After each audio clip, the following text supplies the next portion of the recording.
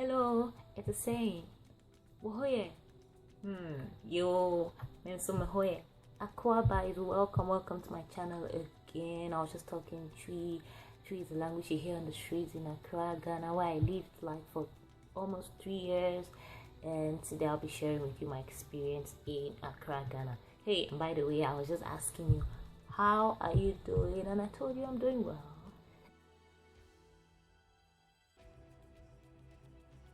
So I leave Cameroon where I've spent all of my lifetime, and then I'm excited to travel, not only for traveling sake, but because I was going to do what I always wanted to do. I was getting to a fashion college, so I was like, yay, a fashion design college rather.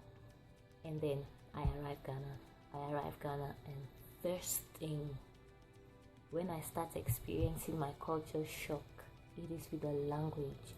Because, well, those days when I'll just go to school, well, we'll hear English and everything, but I realized on the streets, like when I'm trying to hop into a bus or trying to buy anything, it's not English I'm hearing. Like, it was tree everywhere.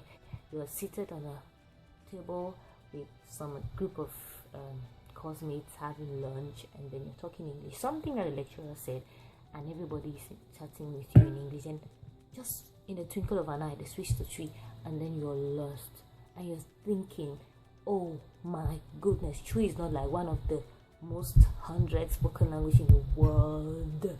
Why? I had to start learning, even though I didn't really take it seriously. Like, I just learned because I picked up on the streets or in conversations, and mind you, I was not close to anybody that we communicated in tree. So and by the way, tree, if a Ghanaian had to hear me saying tree, it probably sounds funny even. But then I picked up the statements that I use, like, okay, it's a saying, Nicole Didi, I'm going to sleep, Nicole school, I'm going to school, and I'll just mix up English every now and then, and my dad say thank you, all of that.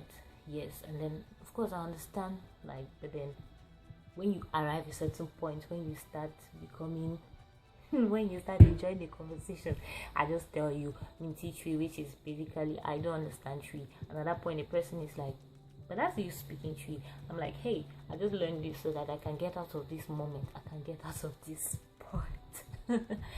Food, guys, I was always looking for soup, so I'm served with food, and it is basically something like a sort of a flour dough, whatever it could be, like cassava flour or corn flour, some dough that has been kneaded with fish that has been grilled or fried, and then with pepper and shito. Shito is something you don't get to talk about Ghana without talking about shito.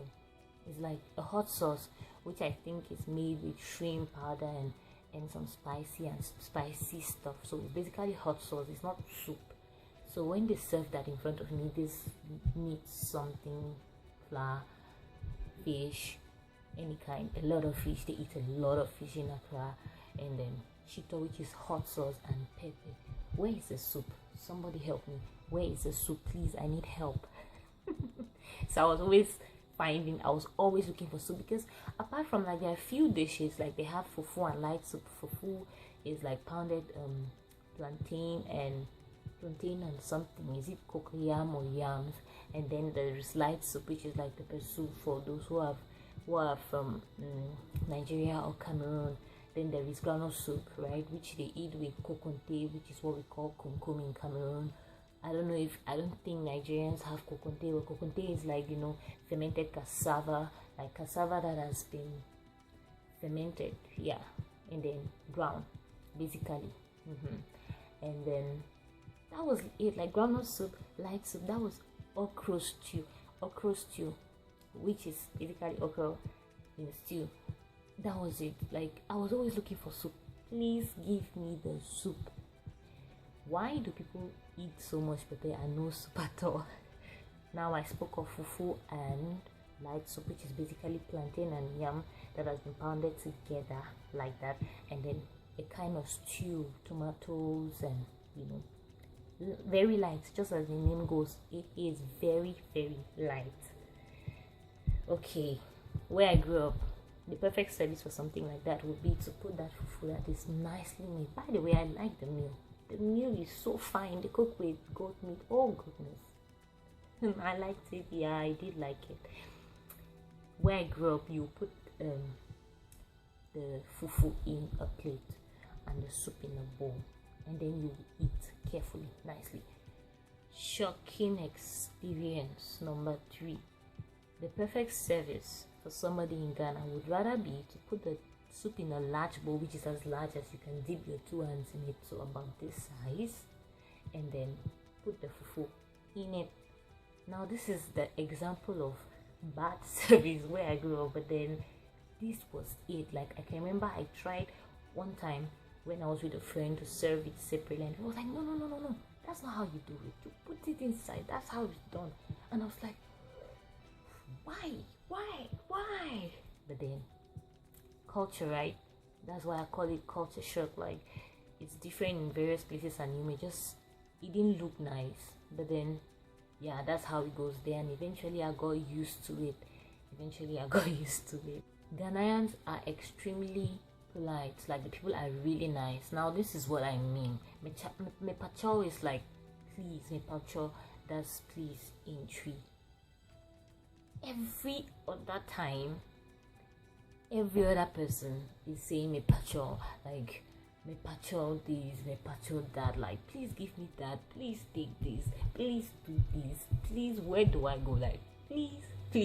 So people are so polite. I'm at school and somebody's eating biscuits. She just walks into class and she's eating some biscuits. Somebody I've never met, like it's a general class where anybody can walk in to study, and then she's like, you're invited. And I'm like, okay, literally I am invited. Like, do you actually mean it? And then it happens a lot. A Ghanaian doesn't sit beside you and eat anything without inviting you. In a car, in your class, in a restaurant, wherever it is, you're invited. And then I begin to think to myself, seriously, what if I said yes, I would like to join you? Now this is creepy. Like, where I grew up, if you decide to invite somebody to your meal, right, you can choose to, but it becomes creepy. I don't just walk into a place and meet a random person and then you're invited to my meal. Like, seriously. So I like to believe that they don't actually mean it, but the fact that every other person does it was shocking. And then now I have to deal with being the mean one. I have to deal with being the mean one because I didn't get used to it so soon. So every time I'm eating, and then I start thinking about it. Oh my god! Or somebody else walks in and is eating and is like, you're invited. I'm like, I'm the mean one. I don't know why I had to be in so many arguments about this accent matter. Like, I don't know why, and it was a little bit, okay, it's true, right? I used to admit to them that, okay, there are things that you pronounce right, good. There are things that you pronounce wrong, accept it, and don't claim to be like the king of English in Africa. If there are a lot of Africans somewhere and somebody is pronouncing a bus, right, another person calls it boss, like somebody in Cameroon will call it. Another person calls it bass, like somebody in Ghana will call it.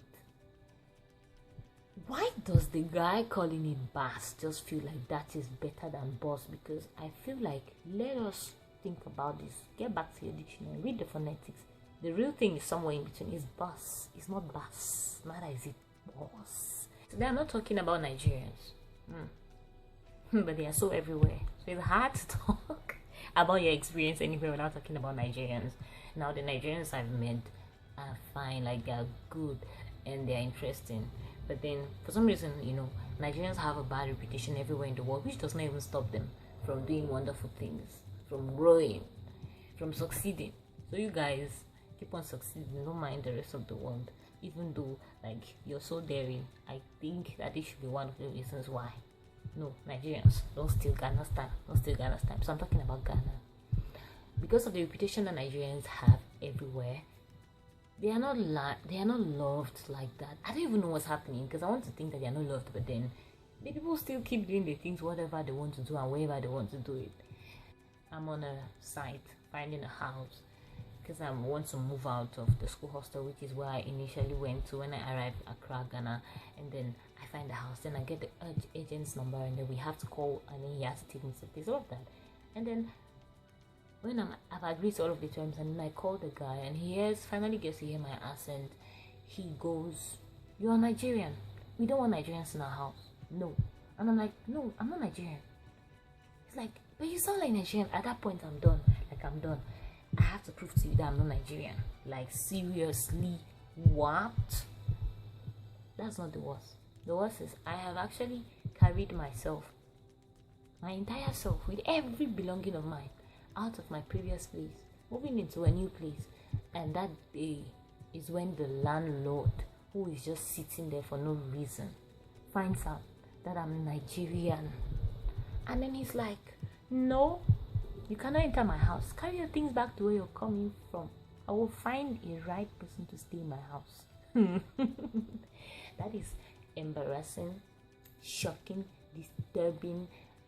In fact, that is an experience that calls for activism. Like, I could just take to the streets. No to prejudice against Nigerians. Yeah, it happened. Even though at the end of the day, right? Because that day I actually left. The guy was he was not going to listen to anything. And I was not going to pull out my passport to prove to somebody I'm not Nigerian. At that point, he was all over the place. Like, already was all over the place. It was embarrassing. I just had to, withdraw.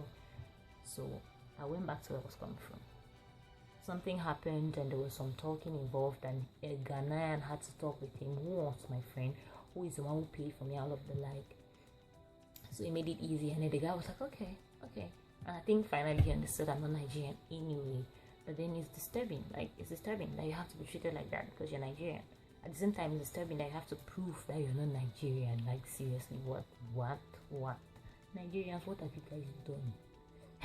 So my experience in Ghana goes from interesting to shocking, and even though today I've been talking mostly about shocking and annoying, but then I have to end here because, like, I have a day ahead of me. I have a lot of things to do. As much as I want to stay here and just keep talking, I've got to go. If you've been to Ghana, let me know in the comment area what was your own experience like. If you like to visit Ghana, you have any questions you want to ask about the standard of living, the expenses, the places you want to visit, you want to just ask there, and let's have a chat.